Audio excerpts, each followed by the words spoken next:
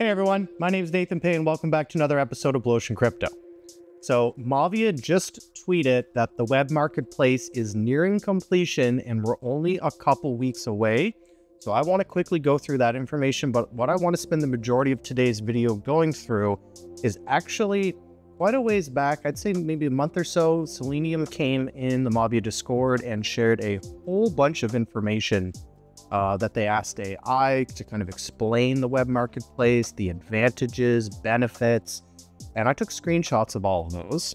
So I want to go through them with you and give you guys a much better understanding of how this is going to work, a lot of the benefits, and that was just an amazing amount of info that was shared that I know a lot of people haven't seen, so make sure to stay through for the entire video. Okay, without further ado, let's jump right in. I want to play. So we know on the website, this is where the web marketplace is probably going to appear. I'm sure it'll be up at the top as well, because it's going to be a major feature. You know, this coming soon has been here for quite a while. We also know over in the game deck, this is an old graphic showing how it was priced in Ethereum. We know things are going to be priced in Mavia, but I'm sure a lot of the look is going to be very similar. This is like the biggest preview, I guess you could say, we got. There has been some other photos and things, but that's kind of the main thing that's different with this one is it'll be Mavia instead of ETH. Also, you can head over to the Mavia token website. There's a lot of good information here. It shows where the token is available. It's just good to know ahead of time before the web marketplace. Same with their bridge. Their bridge is also available. And now moving just over to the tweet. So we can see here, the Mavia web marketplace is undergoing final testing and preparation before launch. It's their biggest feature release to date, and they can't be more excited. So some people actually asked some questions as well, which I thought was good covering here. Can we also sell NFTs directly, or is it just Ruby that's tradable for Mavia? Please clarify. NFTs and Ruby both will be able to be traded. Mavia to NFTs to Ruby, all can be swapped. Someone else asked about the integration. You know, obviously the tokens being integrated with the marketplace, that's what's really important about it. And they mentioned that it's only a few weeks away.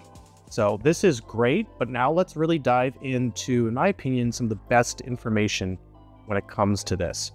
So, for example, here's a simplified explanation of how Ruby works with the NFT order book, right? So there's 2 order books for each item. Every NFT item in the game has 2 order books, one for Mavia token on-chain and one for Ruby.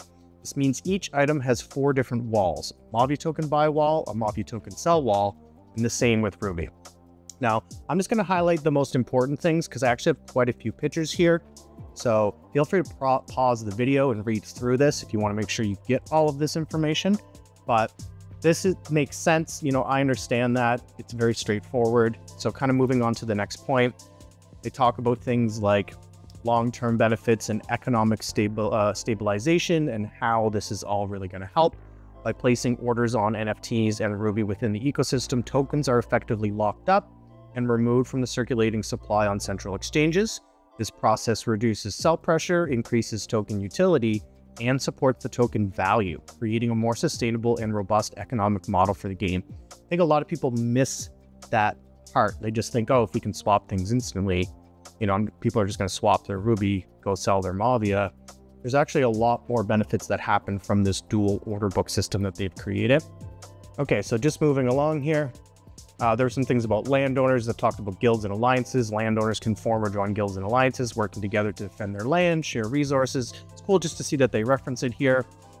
They're talking about, so these are just screenshots, so they're not necessarily all in order, but I'm just going to cover the most important things. They talk about Mavia LP here, liquidity pool, long-term deflationary trends, so increased burning rates, more frequent burn events, enhanced utility. We understand all of that's important. They do a little comparison to other crypto games like Axie, Decentraland, and they talk about how the Ruby's model's depth with order books and derived pricing adds a unique layer of economic integration and relevance for all participants, right? So it's going to help maintain a balanced and dynamic marketplace, distinguishing it from other crypto games. Yeah, nobody's done this before. So this is interesting because it's to explain how all the orders placed on NFTs and Mavia and Ruby and on the exchange is also a form of locking up tokens since they are removed from SEX liquidity for Mavia and instead placed inside the ecosystem. Once you fully understand this, you start to realize how beneficial this is for all of us. So they talk about order placement on token lockup, orders on NFTs, Ruby exchange orders, reduced supply on sexes. And an example is a significant number of Mavia tokens are used for buying NFTs or placing orders in the Ruby exchange. Fewer tokens are left in circulation on platforms like Binance or Coinbase. That makes sense. Increased ecosystem activity. Obviously, NFT trades, staking, or participating in the exchange, the utility of the token is increased. This incentivizes users to keep their tokens within the ecosystem rather than changing them on the SEX. Yep, absolutely. Just kind of moving here too. This was interesting. Explain how by using this NFT model with order books, every single NFT holder is now relevant because all NFT prices and order books factor into the Ruby price and are also used in the Ruby exchange. Provides specific examples. This talks about unified pricing mechanism.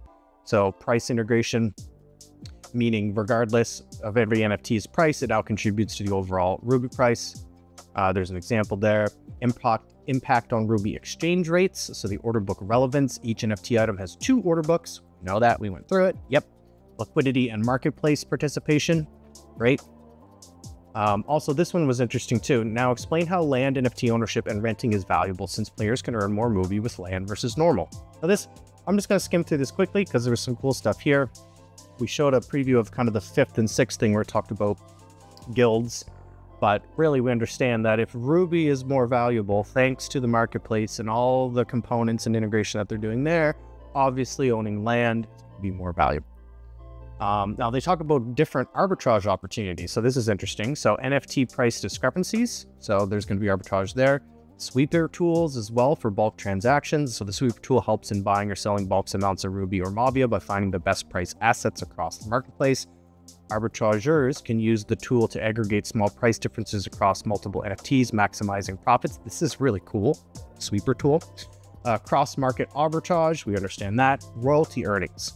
So this is really cool. If you're the original owner of that item, you're going to be paid royalty every time it's bought and sold. And because there's this dual order book, there's going to be a lot more buying and selling going on.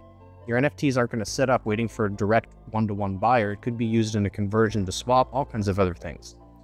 Also going into this kind of further on, let's talk about economic design and monitoring, balanced incentive with a long-term focus, limited entry points for inflation, so single minting method, community engagement and governance, yep, transparency, that's great. And I like how they compared it to other play-to-earn models too, like uncontrolled minting, limited utility, lack of deflation. So just kind of moving along here, talking about explain how Ruby staking could help Mavia price action hypothetically. So reduced Ruby circulation, yep. Locking up Ruby, increased demand for Mavia, that makes sense too. Incentives to hold Ruby is holding benefits and the impact on Mavia as well. Because if we all have Ruby and we have Mavia, we also want to support the price of the Mavia token. Increased market participation. Guys, there's so many benefits here. Make sure you're pausing the video and reading through these because I'm just skimming them. But there's a lot that this is going to help us with. It's not just a simple marketplace. Talking about trading opportunities and arbitrage, community and ecosystem health, holistic market impact, inflationary impact. I mean, wow. Like I had to read through these many times to kind of fully understand it. Here's an example. Explain a scenario where Ruby becomes deflationary despite millions of players. So there's daily earning cap, high burn rate through in-game activities, periodic burn events, increased utility and demand. So they're going to keep a close eye on this. They're not just going to let Ruby run away. Like the amount of thought, energy, and effort that has gone into this model, guys, is way beyond anything we can hypothesize in Discord. That's the main point I want to make here. Some people are like, oh, Ruby, it's infinite, so it's not going to work. It's like, no, guys, there's so much more to this, So make sure you're doing your research because once you finally look into how amazingly robust this system is, we're on the precipice of redefining Web3 gaming here, guys. This isn't some small thing. So it talks about positive sentiment and confidence, strategic partnerships and use cases, market perception, speculation. That's just kind of going a little further into it. This was another one that I thought was good. Explain how the Ruby model is more sustainable and less prone to hyperinflation, which we were just talking about, right? So the royalties and the incentives, the economic design, the deflationary mechanisms, which I just kind of ranted about a little bit, and controlled Ruby minting is all going to make a big difference. And Mavia is able to control those levers. Also, has any other game in crypto built a model like Ruby with NFT order books, right? So no, not really. talks about the same things I just mentioned before, but kind of summarizes it just to kind of blow it up. They're talking about inflationary mechanisms, staking with early withdrawal periods. So we understand the Ruby to Mavia staking. That's going to be hugely massive. My guess is that's where most people are going to want to put most of their Ruby to start, you know, not necessarily selling it, because if you can stake your Ruby for passive earnings, that's obviously better than just a quick sell, my opinion though. The trading royalty fee kind of comes up again. And then there was one more thing I wanted to cover here quickly with you guys, because this video is getting a little long. So will the Mavia LP be susceptible to more or less impermanent loss than with an LP with 2 crypto tokens? So it talks about price volatility. Mavia and Ruby, it's going to be more stable due to the in-game based economy. It might experience less volatility than typical crypto pairs, potentially leading to lower impermanent loss. You know, when you compare it to 2 crypto tokens, because Ruby's value is derived from the Mavia token and the NFT marketplace activity. Might be some correlation which could help reduce impermanent loss. I want to play. So there's a lot I went through there really quickly, but these are some of the main key things that I want to get you guys up to speed with when it comes to the marketplace. This is massive for us. This isn't just letting us sell our NFTs on the website, guys. There's so many more layers to this. So I'll definitely be doing more videos on the marketplace as they come up, navigating it, tips, tricks. We'll be doing some arbitrage stuff. I'll have a lot of fun in there, I'm sure. And I just want to say a big thanks to everyone who subscribed to the channel. It really helps get this content out to more people and grow the channel. And of course, smash that like button. See y'all in the next video. Cheers.